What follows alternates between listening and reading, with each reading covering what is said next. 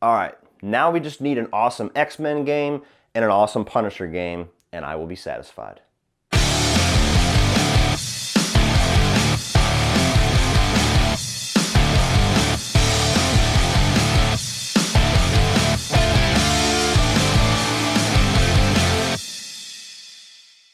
So Marvel's Spider-Man for the PlayStation 4 is the newest open-world action-adventure superhero game starring everybody's favorite webhead.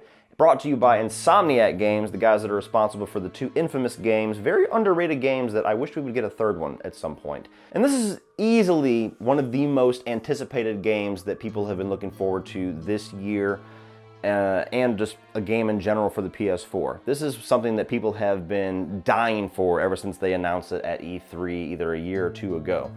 And I'm here to tell you that that wait was well worth it because Spider-Man for the PS4 is fucking awesome. It's no secret to gamers, awesome superhero games are very few and far between. Really, until the Arkham Asylum games came along, they were extremely few and far between, almost non-existent. But then Batman came along, reinvented the wheel, changed the game, taught us that you can have a kick-ass video game based off of a kick-ass comic book property, and Spider-Man said, hold my beer. So, Spider-Man PS4, let's get into why this is one of the best games of the year, a contender for Game of the Year. Starting off talking about gameplay, let's talk about one of the things that have been kind of a burden on Spider-Man games since the beginning of time, really, and that is the web swinging, the traversal, the movement, the open world aspects. Now, Spider-Man 2 back in like 2004 did pretty well with it, and this is like a completely mastered version of what that game broke the mold with. The web swinging in this game is phenomenal. It's flawless. Like, it totally works. It has the physics there. It doesn't feel like you're just kind of web slinging into the clouds like old Spider-Man games where you're just like shooting up into fucking airplanes, apparently.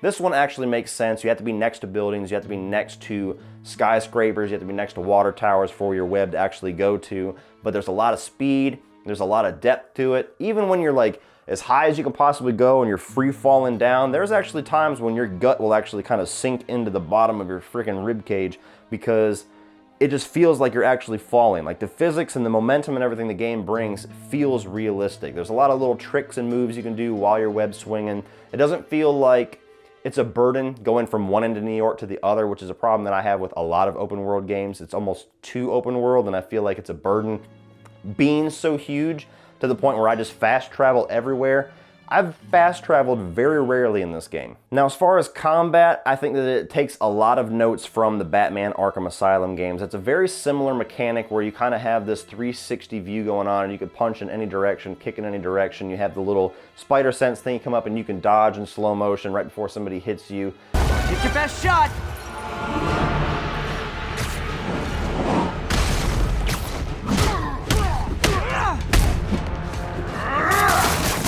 Gave me an opening.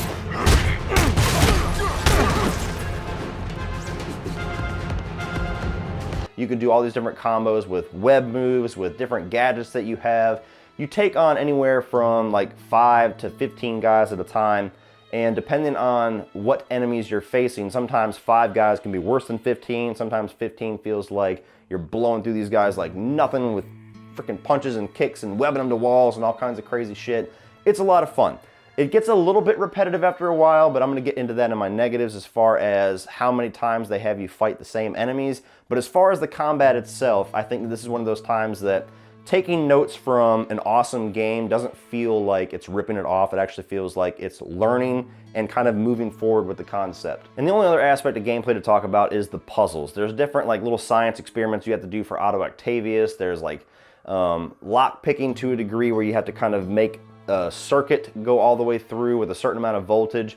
And this actually is one of the few times where an action, fast-paced game doesn't feel like it's throwing stuff like that in for filler. It's actually kind of fun, and it actually makes you think in some spots. None of them are overly difficult, but it does make you think. It's not just like you're blowing through it, it's just something that was thrown into the game last minute. It's cool. It changes up the pace a little bit, gives you just one little extra dynamic in the gameplay to keep you busy. Now, one of the best things about this game, the thing that's probably going to make this the contender for game of the year, in my opinion, is the story. Now, the story is funny because I went through and I did pretty much all the side missions I can do after getting the first couple of story missions done. That's who I am. I don't like to blow through the story. I like to take my time and kind of experience everything before I go and get to the final chapter of the game.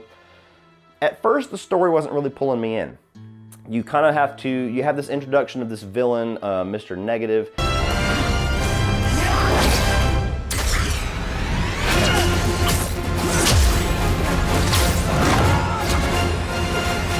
And I've never heard of this villain before. I don't know if this is like a deep cut Spider-Man villain, if this is a newer Spider-Man villain, but he's an interesting enough villain.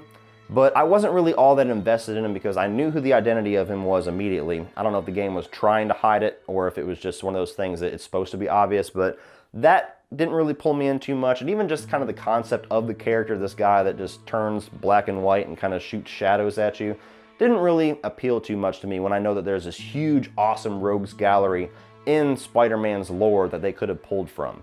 But without spoiling too much, the game has many more surprises in store for you if you agree with that, and Mr. Negative isn't exactly the one running shit.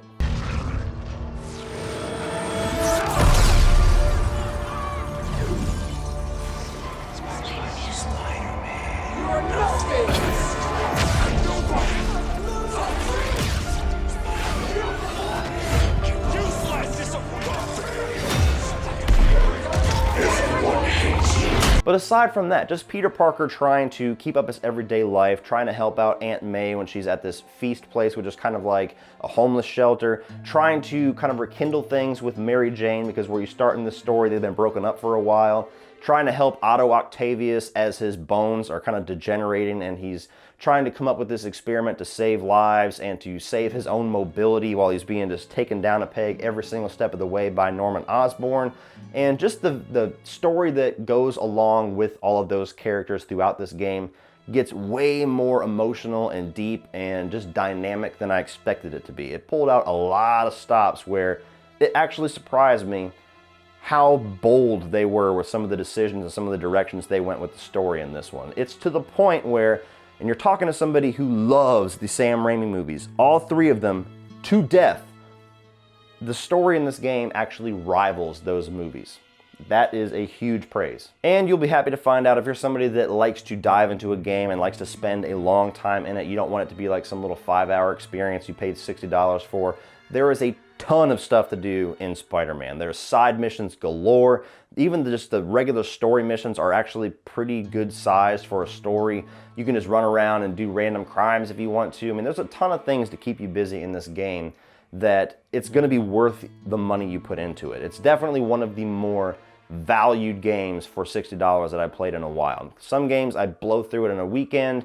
Other games like this, I keep playing it for about 2 months and it's way worth the $60 that I dropped for it. Now, talking technical stuff like graphics and everything like that, again, flawless. Like the graphics when you're swinging, the graphics during the fight scenes, during the cut scenes, especially in some spots, awesome. Like top-notch shit, to the point where you're swinging around, you could be on a building and you see the reflection on a building and it's reflecting everything behind you perfectly, and it's just, it makes your mind boggle if you're not a graphic designer how much work must go into every single individual pixel in a game like this to get it to work that flawlessly. So graphics, hell yeah, top-notch. Now, moving into a couple of negatives that I have. One is that as far as side missions go, I feel like this game is about 60% good side missions and 40% busy work. And it's a shame that this game takes so many notes from the Arkham Asylum games, but doesn't take the note that Arkham City, in my opinion, perfected. And that's, you have like side missions that lead up to a boss battle with a famous Batman villain.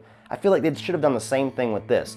Every single side mission, like when you do the Black Cat missions, at the end of those missions, you should have had a confrontation with Black Cat to be like this season finale, if you will, of those side missions. And when you go to do other side missions for different characters, there should be some kind of a goal in mind besides just checking off a box on the main menu that you've gotten 5 out of 5 in this district. So after a while, some of these side missions, like, you know, going and taking out certain little districts that maybe the Kingpin has a hold of, or doing little challenges that the Taskmaster has. Though some of them are fun and challenging, certain side missions in this game do feel like busy work after a while, and it feels like it's fluffing the game out more than anything, which some people are cool with. For me, I like a little bit more value in my side missions, especially since I'm somebody that likes to do all of the side missions before I finish the story. And the only other negative that I have is something that a lot of people probably are not going to give a flying fuck about, but it's something that is very important to me in a video game because this is one of the more fun aspects of modern gaming, in my opinion. The trophies in this game are a bit of a disappointment. Not only is it really easy to platinum this game, which I have, but to me there's a lot of fun trophies missing out of this. Like when you think of a Spider-Man game, I'm thinking of like, you know, do a free fall off of the tallest building in New York, or web swing for, you know, so many consecutive feet without falling, or, you know, some little challenging things to do. But essentially the trophies in this game are beat the story missions, beat the side missions. That's really about it. There's a couple of small ones like walk around New York and talk to random people, but that's just kind of annoying. You walk around and you just wait for somebody to have a triangle above their head and you give them a high five and you have to do that 10 times. You know, there's just a missed opportunity there for a lot of kind of fun, cool, added gameplay value in my opinion with the trophies. So that was kind of an afterthought, I feel like, with Spider-Man PS4. But other than that, guys, this is a damn good game. Like I said, contender for Game of the Year. I still think God of War is a little bit better, just my own personal preference, but I'm gonna see a ton of people championing this game to beat Game of the Year and to, you know, to win at the end of 2018 as the best game that they've played. And there's gonna be a lot of people that swear this is the best game they've played in multiple years. It's one of those things. If you're a Spider-Man fan especially, this is like a love letter to you. This is like them finally getting it right. So check it out. There's a lot of story things that I'm not going to talk about. I'm not going to get into spoilers. There's some cool surprise characters that show up, especially the like post-credit scenes in this game. Stick around for that. There's multiple post-credit scenes that give you an idea where they're going to go in the next game. That is awesome. Like just thinking about the possibilities story-wise and story mission-wise with some of the things that they hint at the end of this game makes me want Spider-Man 2 for PS4 like next month. Like I need it now. Y'all got any more of them Spider-Man games? So if you're a Spidey fanatic, if you're a fan of comic book video games, if you love the Batman Arkham games and you want to see who the next superhero is going to be to take the mantle of best superhero game on the current generation, definitely throw your money down and check out Spider-Man for the PS4, and you're going to get so sucked into flying around New York that you might even call out from work. So what do you guys think of Spider-Man for the PS4? Is this Game of the Year for you a clear winner? Is this the best video game that you've ever played as far as comic book goes? Do you have some of the same grievances I do, or do you feel like this game was flawless? What was your favorite story or piece of the story without spoiling too much, or at least put spoilers at the head of your comment if you're getting something really specific? But let's talk about this awesome story down below, guys, because it is worth talking about. Do you feel like it rivals the movies like I do? Is it that good? I think it was. So please like and share this video, guys. Hit that subscribe button if you're not already a subscriber. If you want to check out some social media links, check those out in the video description below. I have Facebook, Instagram, Twitter, Spreadshirt for cool Cody Leach merchandise like t-shirts, some very awesome designs you guys will enjoy, especially if you're a horror fan, and my Patreon page, which is a great way to give back to this channel. Help this channel grow and get cool exclusive content for your eyes only, such as the ability to get the Blu-ray digital copy codes for all the movies I buy almost every single week, and the ability to do patron requests. So top 5 videos, reviews, rankings, whatever you guys want to see me do, that is a patron privilege. You can choose what you want me to do, and I am at your mercy. So check that stuff out, guys, please. And if you want to check out some more of my videos, you can check out a few more by clicking right over here.